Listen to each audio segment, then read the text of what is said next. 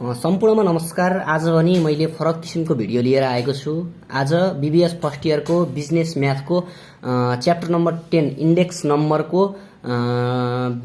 इक्जाममा आउने खालको प्रश्नको सल्भ गर्न गइरहेको छु र इन्डेक्स नम्बरबाट इक्जाममा 10 नम्बरको क्वेशन सोध्ने गर्छ र अब लागौं के कसरी इन्डेक्स नम्बरको सोलुसन गर्न सकिन्छ र के कस्ता फर्मुलाहरू रहेका छन् त्यसतर्फ लागौं। सबैभन्दा पहिला त हामी इन्डेक्स नम्बरमा के कस्ता फर्मुलाहरू छन् र यी फर्मुलाहरूलाई लेख्ने तरिका र सम्झिने गरी लेख्ने तरिका को बारेमा छलफल गरौँ। Unit 10 index number, unit 10 index number.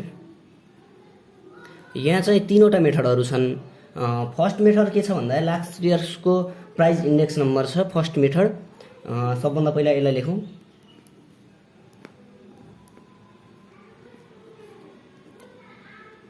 Price index number, यसलाई चाहिँ हामीले केले डिनोट गरिन्छ भन्दा P01 LA equals to summation P1 Q0 upon summation P0 Q0 into 100। अब 2 नम्बरमा छ पासिसको प्राइस इन्डेक्स नम्बर।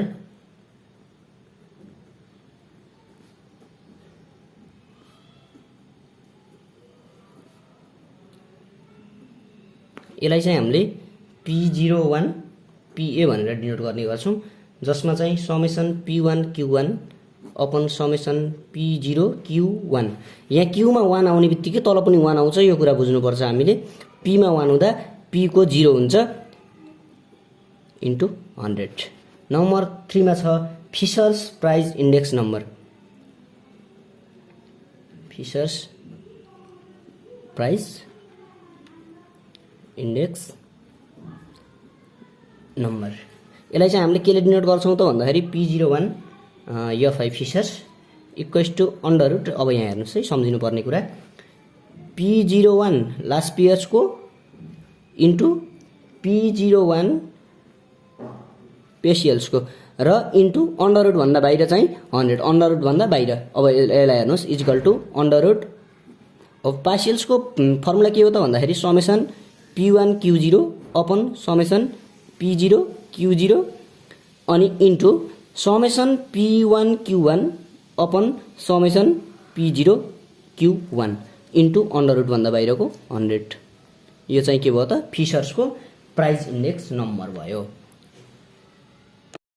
अब अर्को छ हामीसित time reversal test. Time reversal test, time reversal टेस्टमा के हुन्छ त भन्दाखेरि तपाईको P01 into P10 equals to 1 हुन्छ, अर्थात् under root summation P1 Q0 upon summation P0 Q0 into summation P1 Q1 upon summation P0 Q1 into अब ठ्याक्कै अपोजिट है, 1 को ठाउँमा 0, 0 को ठाउँमा 1 राख्नुस्। अब हेर्नुस् summation P0 Q1 upon summation P1 Q1 into summation P0 Q0 upon summation P0 छ 1 Q1 छ 0। यसमा चाहिँ विथआउट मल्टिप्लाइङ 100 ले मल्टिप्लाई गरिन्न है। अब अर्को रहेको छ के छ त भन्दाखेरि फ्याक्टर रिभर्सल टेस्ट। यसमा चाहिँ के हुन्छ त भन्दाखेरि P01 into Q01 equals to V01। अब फर्मुला तर्फै लागौँ। Under root summation P1 Q0 upon summation P0 Q0 into summation P1 Q1 upon summation P0 Q1 into summation P1 लाई 0 बनाउने हो upon summation P0 Q0 into summation P1 Q1 upon summation P1 Q0। अब यहाँ हेर्नुस् है त factor reversal टेस्टमा के हुन्छ त भन्दाखेरि 0 0 1 1 एकै ठाउँ आएकोलाई चेन्ज गरिदैन हामीले, र 1 र 0 जहाँ छ त्यसलाई चेन्ज गर्ने हो 1 लाई 0 बनाउने, 0 लाई 1 गराउने छ। अब यहाँ हेर्नुस् है, यो त सुरुको भयो। अब P1 छ, P0 Q0 छ, 1 छ। P0 Q0 जस्ताको तस्तै राख्नुस् इन्टु समेसन P1 Q1 यो जस्ताको तस्तै सार्नुस् र अपन समेसन P0 छ यसलाई 1 बनाउनुस्, Q1 छ यसलाई 0 बनाउनुस्। विथआउट यसमा पनि 100 ले मल्टिप्लाई गरिदैन, विथआउट मल्टिप्लाइङ 100। अब V01 भनेको चाहिँ के हो त भन्दाखेरि यसको यो P01 र Q01 त यो भयो। यो के हो त भन्दाखेरि P01 र Q01 हो। यो चाहिँ के हो त V01 सँग बराबर हुनुपर्छ भनेको छ। यसको भ्यालु जति पनि आउँछ P01 र Q01 को V01 सँग बराबर हुनुपर्छ। V01 भनेको के हो त भन्दाखेरि summation P1 Q1 upon summation P0 Q0। यो यिनी दुईटाको मल्टिप्लाई चाहिँ गर्दाखेरि यो V01 निकाल्दा त्यससँग बराबर आउनुपर्छ भनेको छ। अब अर्को छ हजुरको न्यू इन्डेक्स नम्बर क्याल्कुलेट गर्न दिन्छ कहिलेकाहीँ। न्यू इन्डेक्स नम्बर क्याल्कुलेट गर्न दिँदाको केसमा के हुन्छ त भन्दाखेरि new index number is equal to new index number is equal to के हुन्छ त old index number of the year upon index number of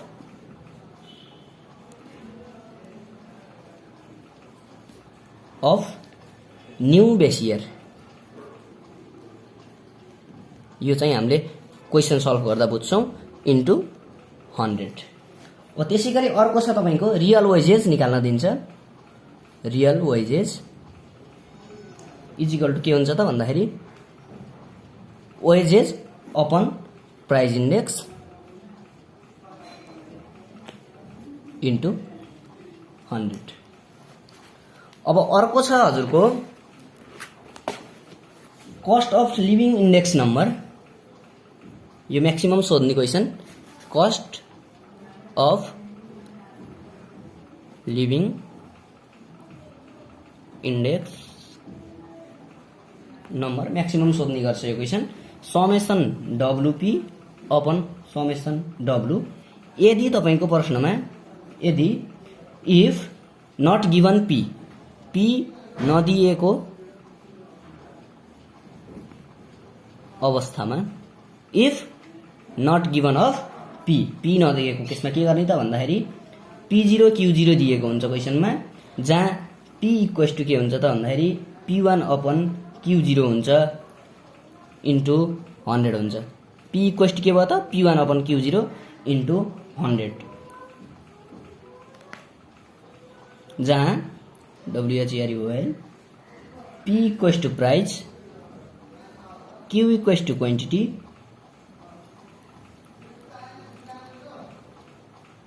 zero equals to के हुन्छ त बेस इयर हुन्छ जहिले पनि, र 1 भनेको के हो त करेन्ट इयर।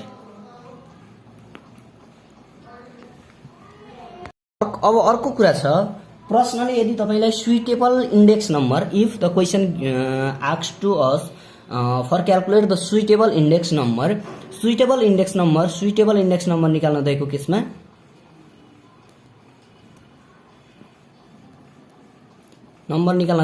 के गर्नुस् त भन्दाखेरि फिशर्स इंडेक्स नम्बर क्याल्कुलेट गर्नुस्, जहाँ P01FI equals to under root summation P1 Q0 upon summation P0 Q0 into summation P1 Q1 upon summation P0 Q1 into 100। यो सुइटेबल भनेको केसमा जहिले पनि फिशर्सको लगाउनुहोस्। यति भए लगभग हामीलाई इन्डेक्स नम्बरमा चाहिने फर्मुलाहरू यति भए पुग्छ, र बाँकी कुरा चाहिँ अब हामी प्रश्नको सल्भबाटै जान्छौँ है त। अब हामी प्रश्नतर्फ नै लागौँ। क्वेशन नम्बर 9 मा के छ त भन्दा ओल्ड इज गोल्ड अस्मिताको है, ख्याल गर्नु। अस्मिताको क्वेशन नम्बर 9 मा छ 2076 सालको क्वेशन नम्बर 11।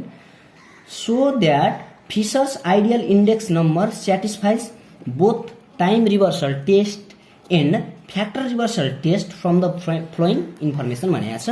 यहाँ कमोडिटीज दिएको छ क्वेशन नम्बर 9 मा।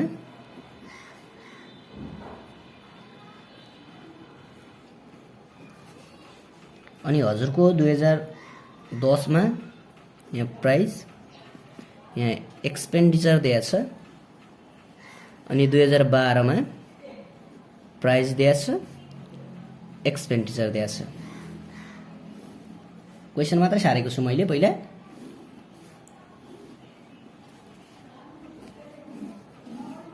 अब हेर्नुहोस् है, कमोडिटिज के छ त भन्दाखेरि W X Y Z. Price 2010 मा 4 छ, 5 छ, त्यसै गरी हजुरको 3 छ, अनि जेठमा के छ त 8 छ। त्यसै गरी एक्सपेन्डिचर कति छ त भन्दाखेरि 32, 50, 18 र 40 छ। त्यसै गरी अब हामीले यसलाई चाहिँ पी ले डिनोट गरिन्छ, यसलाई चाहिँ के गरिन्छ त P0 Q0। यसलाई चाहिँ केले डिनोट गरिन्छ, यो 2010 भनेको बेस इयर हो, 2012 भनेको करेन्ट इयर हो। अहिले चलिरहेको पछिल्लो समयलाई के हुन्छ त क्वेसनले जुनसुकै पनि भन्न सक्छ। हजुरको 2009 2010 भन्यो भने के हुन्छ त अगाडिको चाहिँ बेस इयर हुन्छ जसलाई चाहिँ 0 ले मानिन्छ, र पछाडिको चाहिँ के हुन्छ करेन्ट इयर हुन्छ जसलाई चाहिँ 1 ले मानिन्छ। यहाँ चाहिँ के भयो त P1 Q1 भयो। अब हेर्नुस्, प्राइस 2012 मा कति दिएको छ त 5, 6, 4, 10, र एक्सपेन्डिचर कति दिएको छ त 50, 72, 28 र 40। अब यसको हामीले के गर्छौं त सोलुसन गर्छौं। अब हेर्नु, अब हामी यसको सोलुसन तर्फ लागौं। सोलुसन गर्दाखेरि यहाँ कमोडिटिज भयो, कमोडिटिज भयो 2010 र 2012 को डाटा दिएको छ। यहाँ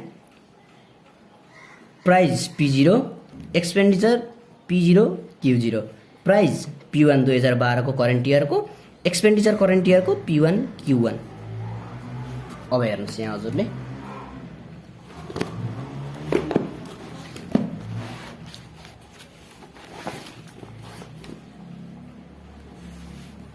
P1 Q1। अब हजुरको हामीले के निकाल्नु पर्यो, Q0 इक्वल्स टु के हुन्छ त भन्दाखेरि P0 Q0 अपन P0। त्यसै गरी हजुरको सरको Q1 इक्वल्स टु के हुन्छ त भन्दाखेरि equals to P1 Q1 upon P1। अब हामीले निकाल्नु, हामीलाई चाहिने के छ P0 Q1 र हजुरको P1 Q0 चाहिएको छ हामीलाई। अब हेर्नुस् है,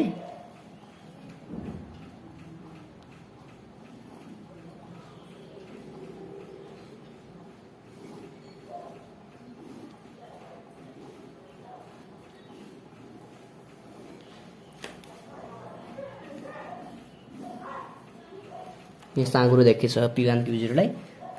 यहाँ चाहिँ डब्लु एक्स वाई अनि जेड। P0 4, 5, 3, 8, त्यसै गरी 32 एक्सपेन्डिचर, 50, 18, त्यसै गरी हजुरको 40। अब हजुरको प्राइस बेस इयरमा कति छ त 5, 6, 4 अनि 10, अनि एक्सपेन्डिचर के छ त करेन्ट इयरको 50, 72, 28 अनि 40। अब Q0 भनेको के हो त P0 Q0 अपन हजुरको P0। Q0 भनेको P0 Q0 upon P0, Q1 भनेको P1 Q1 upon P1, P0 Q0 upon P0। अब हेर्नुस् है, 32 छ P0 Q0, 32 divide by P0 भनेको 4, 8 4 जा 32, 8। त्यसै गरी हजुरको 50 छ P0 Q0, 50 लाई 5 ले डिभाइड गर्दा 10, 18 छ P0 Q0, त्यसै गरी P0 कति छ 3 छ, 6 र 5। त्यसै गरी Q1 इक्वल्स टु के हो त P1 Q1 upon P1। 50 by 5 10, 12, 8, 4। P0 into Q1 गर्नुहोस्, P0 into Q1, 4 into 10 equals to 40, P0 Q1। हेर्नुहोस् है, ध्यान दिनुहोस्, 5 इन्टु 12 60, 3 इन्टु 8 24,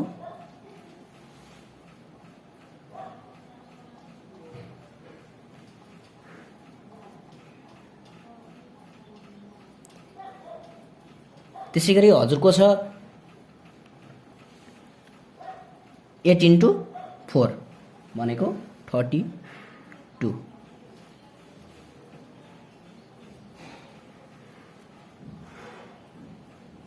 सरी यहाँ 7 हुन्छ।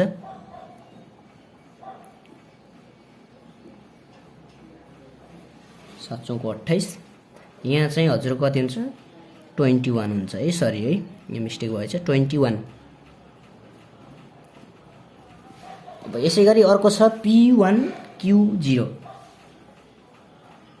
P1 अनि Q0 40, 60, 24। त्यसै गरी हजुरको P1Q0 यो हेर्नुहोस् है, P1 50। अब यसलाई सम गर्नुहोस्, जोड्नुहोस्। Summation P1Q1 summation P0Q0 equals to 32 plus 50 plus 18 plus 40 equals to 140। त्यसै गरी समेसन P1Q1 भनेको 50 प्लस 72 प्लस 28 प्लस 40 भनेको 190। त्यसै गरी हजुरको समेसन P0Q1 भनेको चाहिँ 40 प्लस 60 प्लस 21 प्लस 32 भनेको 153। समेसन P0Q1 भनेको चाहिँ 153। त्यसै गरी समेसन P1Q0 भनेको चाहिँ 40 प्लस 60 प्लस 24 प्लस 50 भनेको चाहिँ 100।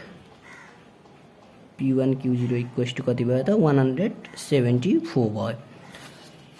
अब हेर्नुहोस् क्वेसनले के भनेको छ त भन्दाखेरि टाइम रिभर्सल टेस्ट र फ्याक्टर रिभर्सल टेस्ट निकाल्नु भनेको छ। टाइम रिभर्सल टेस्टमा चाहिँ के हुन्छ त भन्दाखेरि नम्बर 1 मा क्वेसनले भनेको according to question time reversal test निकाल्दाखेरि अन्डर रुट हामीले फर्मुला लेखेका थियौँ, फर्मुला लेखौँ। Summation P1Q0 upon summation P0Q0 into summation P1Q1 upon summation P0Q1 into summation P0Q1 upon summation P1Q1 into summation P0Q0 upon summation P1Q0। अब हेर्नुहोस्, अब value put गर्नुहोस्। यसको चाहिँ टाइम रिभर्सल टेस्टमा के हुन्छ त भन्दाखेरि P01 into P10 equals two के हुनुपर्छ त 1 हुनुपर्छ। 100 ले मल्टिप्लाई नगर्ने हो यसमा, विथआउट मल्टिप्लाइङ 100 हो। अब हेर्नुहोस् है, P1Q0 भनेको 174 छ। त्यसै गरी हजुरको P0Q0 भनेको 140 छ। त्यसै गरी हजुरको P1Q1 भनेको 190 छ। त्यसै गरी हजुरको P0Q1 भनेको 153 छ। त्यस्तै P0Q1 भनेको चाहिँ 153, P1Q1 भनेको 190 इन्टु P0Q0 भनेको हजुरको 140। त्यसै गरी P1Q0 भनेको चाहिँ 174। अब यहाँ हेर्नुहोस् 174 काट्नुहोस्, 140 काट्नुहोस्, 153 काट्नुहोस्, 190 काट्नुहोस्, इक्वल्स टू बाँकी रह्यो √1। √1 भनेको कति हो त 1 हो। त्यसै कारण के भयो त भन्दाखेरि टाइम रिभर्सल टेस्ट चाहिँ सेटिस्फाई भयो। Hence P01 into P10 equals to 1। Therefore time reversal test के भयो त satisfied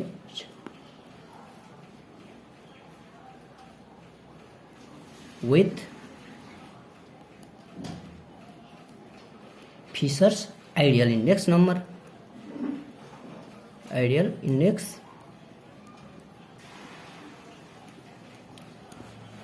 अब हेर्नुहोस् अर्को छ factor reversal, factor reversal test छ। फ्याक्टर रिभर्सल टेस्टमा चाहिँ के हुन्छ त भन्दाखेरि यसमा P01 into Q01 equals to के भयो त V01 हुनु पर्यो। अब फ्याक्टर रिभर्सल टेस्टको फर्मुला हेर्नुहोस्,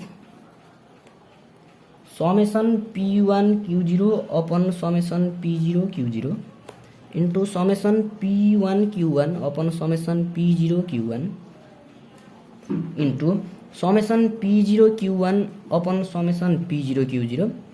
फ्याक्टर रिभर्सल टेस्टमा चाहिँ दुईटा भएकोलाई केही पनि चेन्ज गरिँदैन, जहाँ एउटा छ नि P1 Q0 छ, 1 लाई 0 बनाइन्छ, 0 लाई 1 बनाइन्छ।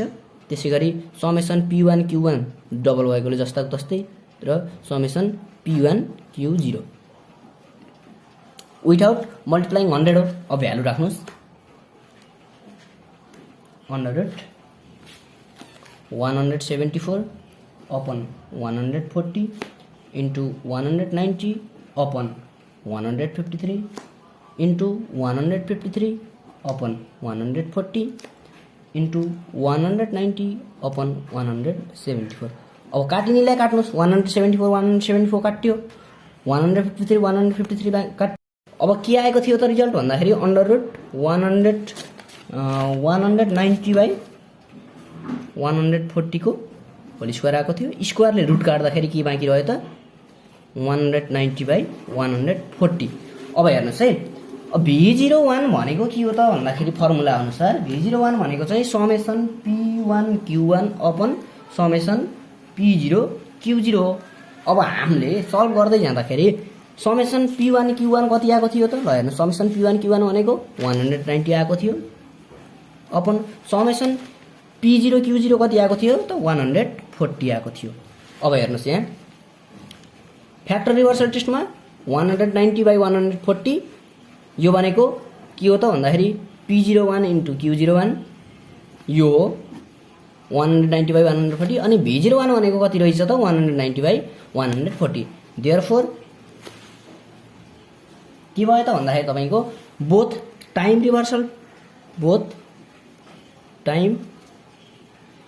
रिभर्सल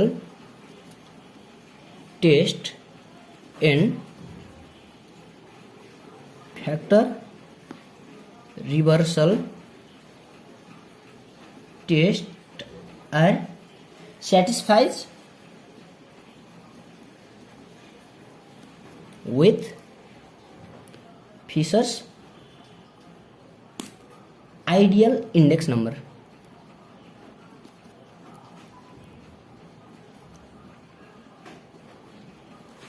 र अर्को याद गर्नुपर्ने कुरा के छ त भन्दाखेरि एक्सपेन्डिचर र भ्यालु दिएको केसमा चाहिँ बेस इयरको एक्सपेन्डिचरलाई र भ्यालुलाई जे एक्सपेन्डिचर अथवा भ्यालु दुईटा मध्ये कुनै एउटा दिएको केसमा प्राइस र एक्सपेन्डिचर दियो भने प्राइस त तपाईको बेस इयरको P0 हुने भयो, करेन्ट इयरको P1 हुने भयो।